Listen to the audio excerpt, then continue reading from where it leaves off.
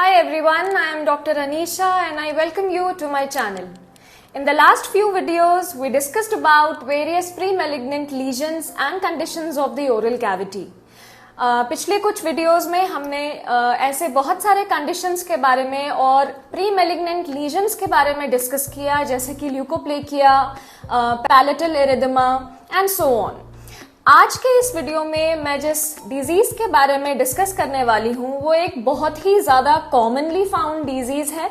जब आप clinical practice करेंगे या आप जब क्लिनिकल पोस्टिंग्स में जाएंगे तो एक ऐसा डिजीज जिसमें माउथ ओपनिंग हैम्पर होता है, मुंह खोलने की जो कैपेसिटी है वो अफेक्ट होती है एंड ऐसे बहुत सारे इसके सिम्टम्स हैं जो कि हमें we need to know about these symptoms. So आज हम जिस डिजीज के बारे में बात करेंगे वो है oral submucous fibrosis. So before starting I would like you to kindly subscribe my channel for further videos.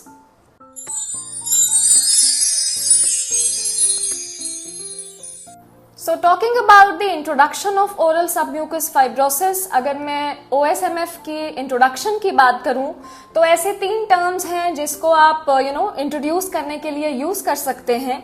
तो सबसे पहला term which we use for OSMF is your chronic.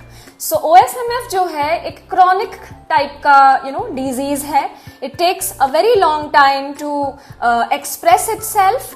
Then ये एक प्रोग्रेसिव डिजीज है. एक बार बॉडी में patient के मुंह में जब ये एक्सप्रेस होता है तो it has a tendency to progress. Okay, so stage by stage it progresses and finally it is a scarring disease. And the most important thing to be kept in mind is it is predominantly seen in the people of Southeast Asian origin. All right, it predominantly affects the people of Southeast Asian origin. Now, it was first described by Schwartz by the term Atrophia idiopathica mucosa oris. नाम से समझ में आ रहा है atrophia, that means some atrophy is gonna happen.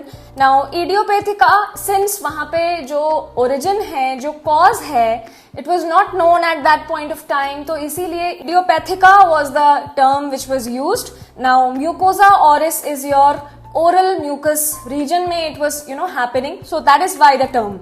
Now in 1953 a scientist who was called Joshi, he redesignated the term OSMF because of its histological nature. So Joshi was the scientist जिन्होंने redesignate किया इस term को as OSMF because of its histological reasons. So this was all about the introduction of OSMF. अब अगर मैं इसके clinical features की बात करूं तो क्लिनिकल फीचर्स को हम बेसिकली स्टेजेस में हम स्टडी करेंगे. Also, we shall be seeing we shall be knowing about the histology in particular stage also. तो अगर मैं सबसे पहले क्लिनिकल फीचर की बात करूं तो इसका जो ऑनसेट है वो इंसिडियस होता है, that is it is over 2 to 5 years. Now अब अगर हम इसके प्रोड्रोमल सिम्टम्स की बात करें तो अर्ली OSMF में जो भी आपके सिम्टम्स हैं they are considered as the prodromal symptoms. तो अगर हम इसके इनिशियल सिम्टम्स या फिर प्रोड्रोमल सिम्टम्स की बात करें तो सबसे पहला सिम्टम जो है आप OSMF के अर्ली स्टेज के पेशेंट में आपको नजर आएगा, that will be the burning sensation. Patient जो है जब आपके पास रिपोर्ट करेगा तो सबसे पहली चीज वो आपको he will tell you that he has burning sensation in his mouth.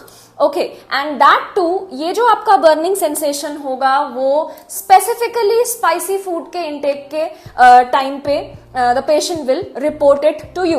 Okay, now the next symptom or prodromal symptom which you will see in the early OSMF is your appearance of vesicle. Now you already know what is a vesicle.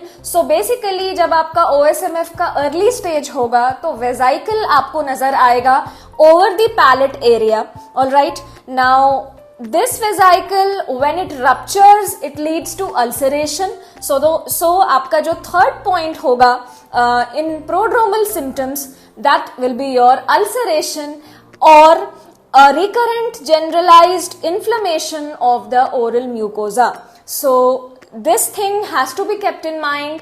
सबसे पहला burning sensation will be reported, then उसके बाद vesicle formation, that too over the palate is most commonly seen, and जब ये vesicle rupture करेगा, that will lead to the formation of ulceration, or you will tend to see recurrent generalized inflammation of the oral mucosa. Now coming to the next point, इन सारे के सारे features के वजह से there will also be excessive salivation in the mouth. Now जब oral mucosa में problem हो तो there will be defective gustatory sensation. जो टेस्ट जो होगा, वो जो सेंसेशन होगी, that will be very much altered due to all these symptoms. And also what happens is this further leads to the dryness of the mouth. And अगर मैं period of exacerbation की बात करूं तो OSMF में it takes around 3 months to 1 year as the period of exacerbation. And of course जो इसका final symptom होगा in early OSMF, that is going to be pain, that too in the area where submucosal fibrotic bands are developing. So I already told you it is a very progressive disease wherein धीरे धीरे what happens is जो आपके oral mucous lesions हैं अंदर there is formation of fibrotic bands which is very progressive in nature. So initially you will not have the fibrotic bands, but eventually what happens is, as I already told you, ये एक progressive lesion है, ये एक progressive disease है, so there will be formation of fibrotic bands, okay, all around the mouth. तो इसीलिए इन fibrotic bands के present होने की वजह से आपको pain भी report होगा. Patient is going to report pain in those area of fibrotic bands. Now these fibrotic bands can be palpated, and this is the useful clinical test if you are testing for OSMF. जब आप patient को palpate करेंगे उसके cheeks के area में, उसके uvula it is very in the posterior region. So अगर आप उसके cheeks के या buccal mucosa के region में आप उसे palpate करेंगे तो जो bands होंगे they will be very much clinically found, and they can be very much palpated. तो ये एक test है, it is a very useful test to detect OSMF. So this was all about the prodromal symptoms which we see in the early OSMF. Now coming to the histology which we see in the early OSMF, अगर मैं histological features की बात करूं कि ऐसी क्या क्या features हैं histologically जो हम early OSMF में हमें नजर आएगा, तो सबसे पहला point होगा the epithelium will be slightly hyperplastic. Initial stage है, अर्ली स्टेज है, तो इस स्टेज में जो आपका epithelial lining होगा that will be very slightly hyperplastic in nature. Sometimes atrophic feature is also seen. कभी कभी हमें इस epithelial lining में atrophy भी नजर आ सकता है with numerous dilated and blood filled capillaries in the juxta epithelial region.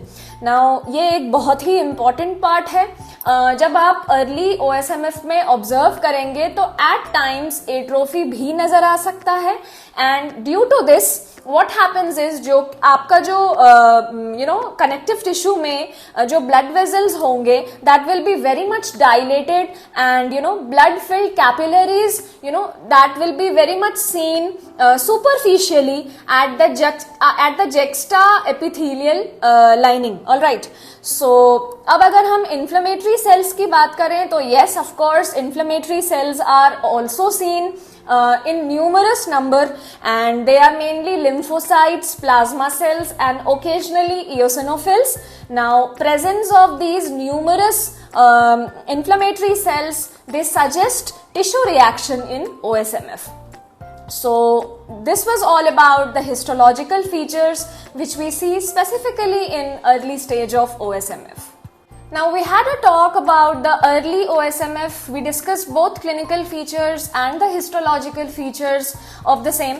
Now moving on to the advanced stage of OSMF. अगर मैं advanced stage की बात करूँ OSMF के, तो इसमें हम again we will be talking about the clinical features. मैं आपको clinical features के बारे में explain करूँगी and also the histological aspect of the same. तो सबसे पहले अगर हम एडवांस्ड OSMF के क्लिनिकल फीचर्स की बात करें, ऐसे क्या क्या सिम्टम्स होंगे जो कि हम एडवांस्ड स्टेज में देखेंगे, तो as I already told you, मैं फिर से रिपीट करूंगी, the lesion, the OSMF is a very progressive disease, right. तो इवेंचुअली जब अर्ली से एडवांस स्टेज की तरफ प्रोग्रेस होगा तो एक बहुत ही इंपॉर्टेंट चीज जो कि हमें नजर आएगी, ब्लैंचिंग. सो ब्लैंचिंग और या फिर एक ओपेसिटी जैसी चीज आपके ओरल म्यूकोजा में पेशेंट में आपको बहुत ही स्पेसिफिकली नजर आएगी in case of advanced OSMF. So as the disease progresses, blanching and slight opacity and white fibrous bands appear. ये इसका सबसे पहला सबसे इंपॉर्टेंट एस्पेक्ट होगा एडवांस्ड OSMF का. तो अगेन आई विल रिपीट, एक ब्लैंचिंग या फिर opaque and white fibrous band जैसी चीज आपको म्यूकोजा में you will be able to palpate also, and mucosa के ऊपर आपको वाइटिश ओपेसिटी जैसी चीज आपको नजर भी आएगी. Now the second point says, जो आपका ओरल म्यूकोजा होगा that is involved mostly symmetrically, but there is always an exception. जो आपका ओरल म्यूकोजा होगा वो दोनों साइड में सिमेट्रिकली इन्वॉल्व हो सकता है, but at times exceptions are always there.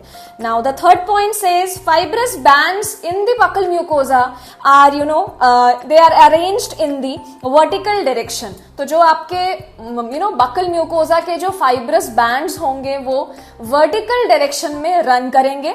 And then what happens is, जब आपका टेरिगोमैंडिबुलर रैफे जो है उसमें फाइब्रस बैंड्स का इन्वॉल्वमेंट हो जाएगा. Pterygomandibular raphe when it is involved, dense fibrosis अगर उसमें हो जाएगी, तो what happens is there is varying degree of difficulty in mouth opening. Now I already told you, जब हम एक क्लिनिकल प्रैक्टिस करते हैं या फिर हमारी कोई क्लिनिकल पोस्टिंग होती है, तो सबसे पहला जो सिम्टम आपको पेशेंट बताएगा that will be the reduced mouth opening. या फिर आप को कोई एक थर्ड पर्सन भी आपसे कभी डिस्कस कर सकता है कि I have somebody who has got reduced mouth opening. तो जो सबसे पहला डिफरेंशियल डायग्नोसिस आपके माइंड में होगा that will be OSMF. Now this reduced mouth opening is only because जो आपका टेरिगोमैंडिबुलर रैफे है उसमें डेंस फाइब्रोसिस हो जाएगा, and that will eventually lead to reduced mouth opening. So these were the few important points which we study in advanced OSMF. Now moving on to the next point, what happens is when we palpate the fibrotic bands, a circular band can be felt around the entire rima oris, and these changes are quite marked in the lower lip. Now अगर मैं clinically आपसे बात करूं तो आई already told you, जो आपके fibrotic bands होते हैं they are very much palpable and they are a very useful test for OSMF. तो अगर जो आपका लिप पोर्शन है, राइमा ऑरिस जो है, वहां अगर फाइब्रोसिस हो जाए, वहां अगर फाइब्रोटिक बैंड्स का प्रेजेंस हो, तो basically what will happen is whenever you palpate that region, आप अगर उस रीजन को पैल्पेट करेंगे तो एक सर्कुलर बैंड आपको फील होगा, and that too this circular band will be more prominent in the lower lip. जो आपकी लोअर लिप होगी उसमें ये सर्कुलर बैंड जो है ये मोर कॉमनली फाउंड है. Okay, now the next point says, जब टंग के मसल्स में फाइब्रोसिस हो जाएगा तो there will be restricted tongue movement, impairment of the tongue movement, and of course with this there will be atrophy of the tongue papillae. Now, the next point you already know, because of all these, there will be inability of opening mouth. Okay, the mouth opening will definitely be reduced, and eventually there will be inability to open mouth. Then the next point is, of course, when the muscle of the mouth, for example, buccinator is involved. So what happens is there is inability to whistle or blow out a candle, or difficulty in swallowing also. Alright, now finally, this is something which is very important. Now this fibrosis, whenever it reaches to the nasopharynx, what happens is patient may experience referred pain to ear and nasal voice.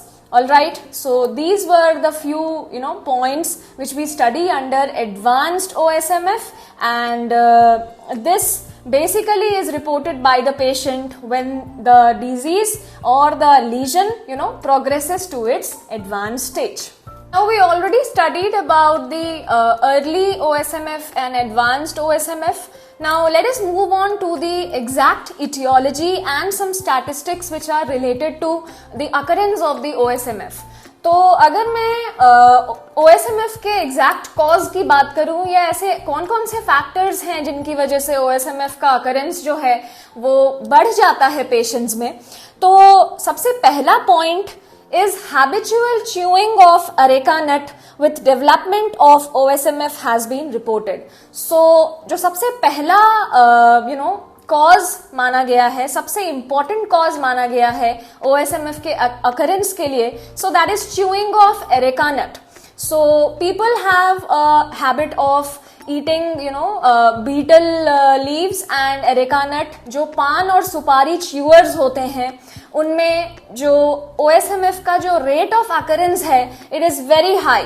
So reports have suggested that जिन patients में पान सुपारी खाने की habit होती है, उन patients में OSMF का जो अकरेंस है, OSMF का जो होने का जो कैपेसिटी है, वो बहुत ज्यादा बढ़ा हुआ होता है. नाउ अगर मैं फ्रीक्वेंसी की बात करूं, frequency of this habit in population of OSMF, it ranges from 34% to 100%. So studies में ऐसा देखा गया है कि OSMF के पेशेंट्स में ये जो पान सुपारी खाने की जो हैबिट है वो बेसिकली 34% से 100% तक वैरी करती है. नाउ अगर मैं कुछ और इटियोलॉजी की बात करूं जो स्टडीज में रिपोर्ट किए गए हैं, तो studies on pathogenesis of OSMF have shown that the occurrence may be due to the few reasons, जिसमें कि मैं आपको सबसे पहला रीजन बताती हूँ. तो clonal selection of fibroblast with high amount of collagenase production on long term exposure to areca nut. So basically what happens is जब किसी पेशेंट में एक लॉन्ग ड्यूरेशन के लिए एक क्रोनिक हैबिट हो पान सुपारी च्यू करने की, तो what happens is there is a clonal selection of fibroblast. तो उन पेशेंट में ये जो फाइब्रोब्लास्ट होते हैं, उनके फाइब्रोब्लास्ट जो होते हैं उनमें high amount of collagen production की कैपेसिटी होती है. So basically these patients with a habit of chewing areca nut have increased production of collagen fibers. All right, so again मैंने आपको पहले ही बताया, ये जो फाइब्रोटिक बैंड्स होते हैं, they are basically collagen bands which accumulate in a band like manner, and the effect is all before all of you. I have already discussed all the effects which are caused by the fibrotic bands. So the next point says areca nut में एक substance है, that is your areca nut alkaloid, जो कि इन fibroblast को stimulate करता है, इनको proliferate करवाता है एंड कोलाजन का सिंथेसिस कराता है, which is very excessive in number. Now the next point says there is decreased secretion of collagenase. So collagenase is an enzyme which is responsible for the degradation of the collagen fibers. So again, अगर collagen fibers का degradation नहीं होगा तो there will be excessive number of collagen fibers which will be present in the in such patients. All right. So areca nut and also this decreased secretion of collagenase is basically caused by the tannins from the areca nut. So again areca nut जो है वो एक और cause मतलब substance produce कर रहा है which is the cause of OSMF. And finally, so there is an enzyme called lysyl oxidase, okay, which is basically responsible for the collagen cross linkage. एक enzyme है which is produced by the OSMF fibroblast, okay. तो जो OSMF के जो fibroblast होते हैं वो एक एंजाइम सिक्रीट करते हैं which is your lysyl oxidase, and इनका काम होता है कोलाजन फाइबर्स को क्रॉस लिंक करना और उन्हें और ज्यादा स्ट्रॉन्ग बनाना, उन्हें और ज्यादा बैंड के फॉर्म में सेग्रीगेट करना. सो बेसिकली ये सारे these are the etiology which is considered as the cause of your OSMF.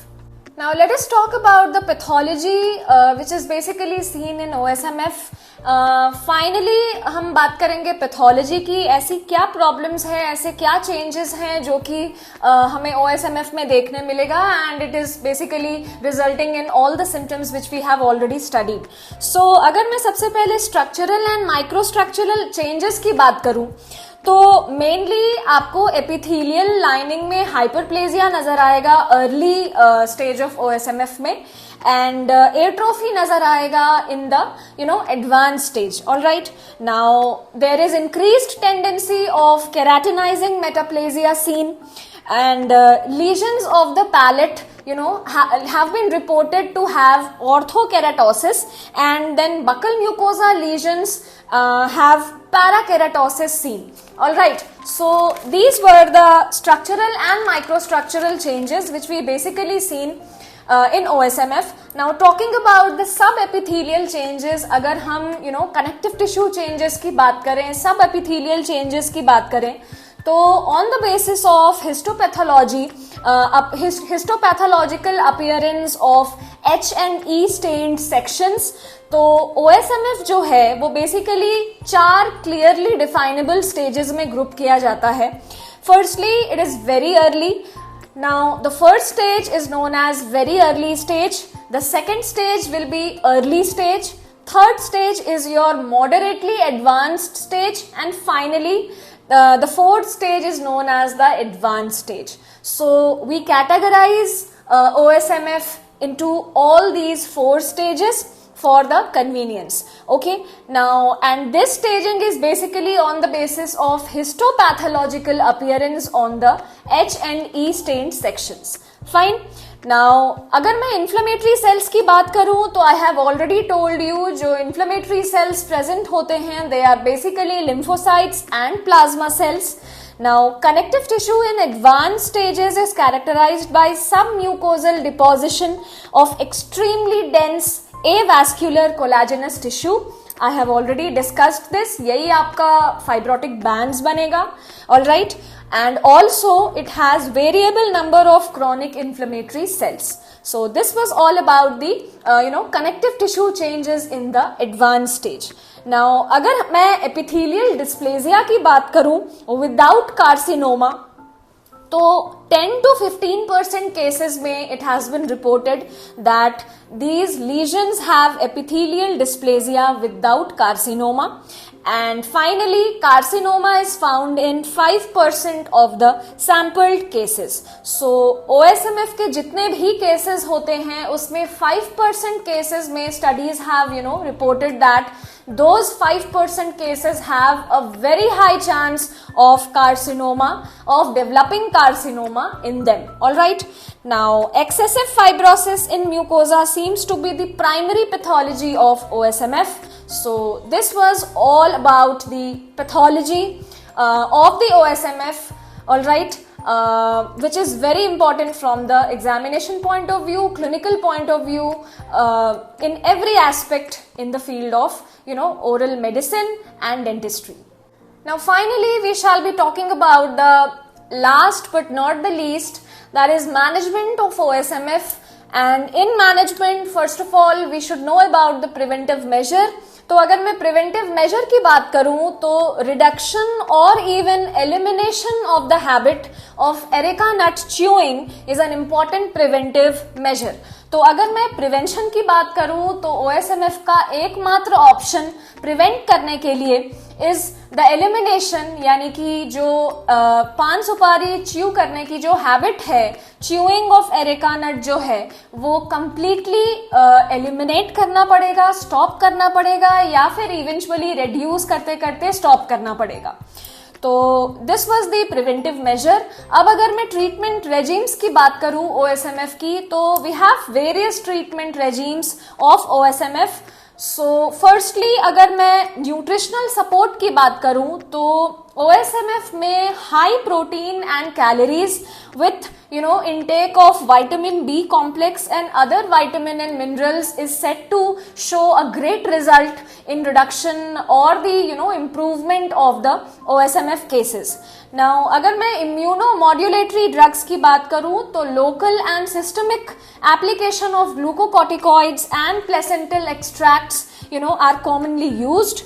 Then they prevent or suppress the inflammatory reaction. So basically OSMF में जो inflammatory reaction होता है उनको ये glucocorticoids और placental extracts जो हैं उनके local या systemic application जो है वो suppress कर देते हैं, and therefore जो fibrotic bands का जो formation होता है वो या फिर proliferation होता है वो decrease हो जाता है।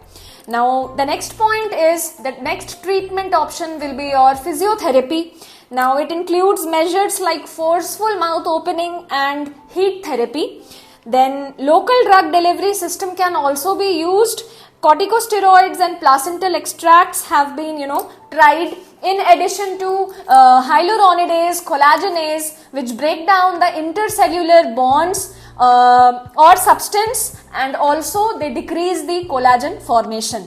Then there is a regime of combined therapy in which इस combined therapy में आप peripheral vasodilators का use करेंगे, which is basically nylidrine hydrochloride along with vitamin D, E and B complex, iodine, placental extracts, local and systemic corticosteroids along with the physiotherapy. Now it claims a very high success rate in the management of OSMF. Then finally the last but not so great option is your surgical management. Forceful mouth opening or cutting of the fibrotic bands and then replacement of the bands with a partial thickness skin or mucosal graft have been attempted. Now in case of mouth opening, bilateral temporalis myotomy can also be performed. Overall at a retrospective glance, if we see, it is a very poor option in case of management of OSMF. So this was all about the detailed discussion about the OSMF. I'll again tell you, OSMF is a very, very important topic from both clinical as well as examination point of view. So it would be great if you go through the video over and over again, go through the topic over and over again, and then prepare. So this was all for now. If you have any doubts, you can get back to me in the comment section. If you like the video, do like, share and subscribe my channel. Thank you so much.